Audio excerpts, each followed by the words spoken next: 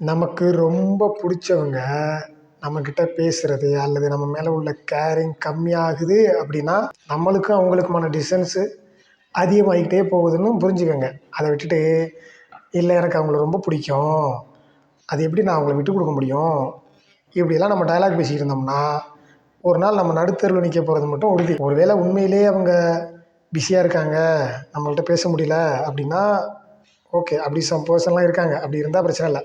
But நமக்கு நல்லா தெரியுது நம்மளை அவங்க அவாய்ட் பண்ணுறாங்க அப்படின்னா நம்ம சடனாக அங்கேருந்து வெளியாகிறது தான் நல்லது. அதை விட்டுட்டு அவங்களுக்கு பிடிக்குது பிடிக்கல, எனக்கு ரொம்ப பிடிக்கும், அவங்களோட அன்பு உண்மையாக இருக்குது, இல்லை என்னோட அன்பு உண்மை தானே, நான் எப்படி வெளியே வர முடியும் அப்படின்னு நீங்கள் கேட்டிங்கன்னா உங்களோட அன்பு உண்மை தான். அதே நேரத்தில் அந்த உங்களோட உண்மையான அன்பு உண்மையான இடத்துக்கு போகணும்ல, அது ரொம்ப முக்கியம்ல. உங்களோட உண்மையான அன்பு ஃபேக்கான இடத்துக்கு போகுதுன்னா அதுக்கு என்ன வேல்யூ கிடைக்காத இடத்துக்கு அன்பை கொடுத்து என்ன பிரயோஜனம்? நீங்கள் ஏமாந்து நிற்கிறதா கடைசியில் மிச்சமாக இருக்கும் உங்களுக்கு. அதனால உங்களோட அன்பு உண்மையாகவே இருக்கலாம், ஸ்டில் நீங்கள் அங்கேருந்து வெளியே வர்றதா நல்லது. அதை விட்டுட்டு என்னோட அன்பு ரொம்ப உண்மையானது, அவங்களுக்கு பிடிக்குதோ பிடிக்கல எனக்கு பிடிக்கும் அப்படின்னு நீங்கள் நின்னீங்கன்னா நம்ம ஒரு நாள் நடுத்தருவில் தான் நிற்போம். ப்ளீஸ் அங்கேருந்து மூவ் ஆன் பண்ணி வெளியே வந்துருங்க.